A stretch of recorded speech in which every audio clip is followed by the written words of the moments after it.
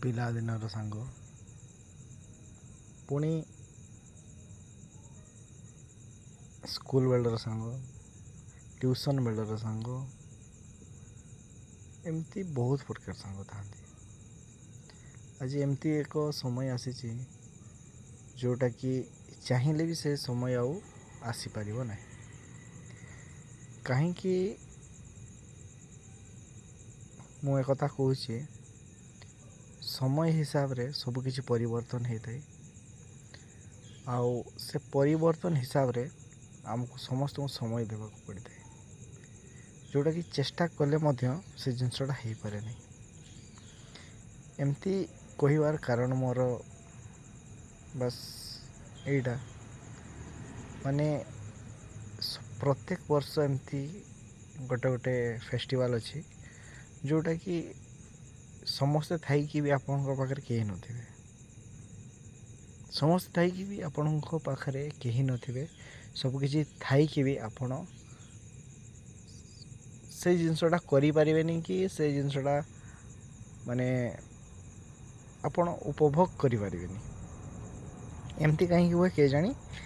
ସେ ସମୟ ହିସାବରେ ସବୁକିଛି ପରିବର୍ତ୍ତନ ହେଇଥାଏ। ତ ଆମେ ସମୟକୁ ହିଁ ଦୋଷ ଦେବା ସେଟା ନୁହେଁ। ସମୟ ଆଉ ସିଚୁଏସନ୍କୁ ନେଇକି ଆମକୁ ଚଳିବାକୁ ପଡ଼ିବ। ଯେହେତୁ ଭଲ ମନ୍ଦ, ତାପରେ ଏମିତି ବିଭିନ୍ନ ପ୍ରକାରର ଜିନିଷ ଅଛି ଯେଉଁଟା ଆପଣ ସମସ୍ତେ ଜାଣିଛନ୍ତି। ଆଉ କ'ଣ କହିବି, ବାସ୍ ଏତିକି କହୁଛି କି ଏହି ରଜ ପର୍ବ ଆପଣ ଭଲ ସାଙ୍ଗ ସହିତ ରୁହନ୍ତୁ, ଆଉ ଭଲ ଜାଗାକୁ ଯାଆନ୍ତୁ, ଭଲ ଜିନିଷ ଖାଆନ୍ତୁ। ଆଉ ଆଜିକା ଡେଟ୍ରେ ମାନେ ଏତେ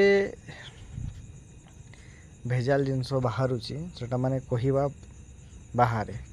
କୋଲ୍ଡ ଡ୍ରିଙ୍କସ୍ ପିଇବେ, ସେଠି ମାନେ କୋଲ୍ଡ ଡ୍ରିଙ୍କସ୍ କ'ଣ, ଏମିତି ବହୁତ କିଛି ଜିନିଷ ଅଛି ଯେଉଁଟା ମୁଁ କୋଲ୍ଡ ଡ୍ରିଙ୍କସ୍ ବୋଲି କହିପାରିବିନି। ତ ଏମିତି ଜିନିଷ ବହୁତ ଅଛି ଯେଉଁଟାକି ଆପଣମାନେ ବି ସେ ଜାଣିଛନ୍ତି। ଆଉ ସେ ଜିନିଷଟା ଖାଇଲେ କ'ଣ ହୁଏ କ'ଣ ନ ହୁଏ, ତ ସେଇ ଜିନିଷରୁ ଟିକେ ଆପଣ ଦୂରେଇକି ରୁହନ୍ତୁ, ଯେଉଁଟାକି ଆପଣଙ୍କ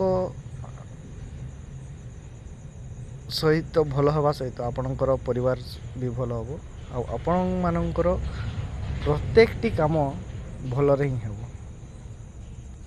ଯେଉଁ ପର୍ବ ପାଇଁ ଆମେ 3-4 ଦିନ ଛୁଟି ନେଇଥାଉ, ସେ ଛୁଟିକୁ ଆପଣଙ୍କ ଫ୍ୟାମିଲି, ଆପଣଙ୍କର ସାଙ୍ଗସାଥି, ଆପଣଙ୍କର ରିଲେଟିଭ୍ ସମସ୍ତଙ୍କ ସହିତ ଆପଣ ଟାଇମ୍ ସ୍ପେଣ୍ଡ କରନ୍ତୁ, ଆଉ ଭଲରେ କରନ୍ତୁ। ଠିକ୍ ଅଛି? ଏମିତି ନାଇଁକି କାହା ସହିତ ମାନେ ଆପଣଙ୍କର କିଛି କ୍ଷତି ହେଇଯାଏ ଆଉ ଆପଣଙ୍କ ଦ୍ୱାରା କିଏ ମନ କଷ୍ଟ କରେ, ସେମିତି କିଛି କରନ୍ତୁ ନାହିଁ। ଆଉ ସବୁ ଜିନିଷ ଲିମିଟ୍ରେ କରନ୍ତୁ, ବାସ୍ ଏତିକି। Thank you. ଜୟ ଜଗନ୍ନାଥ। Good night.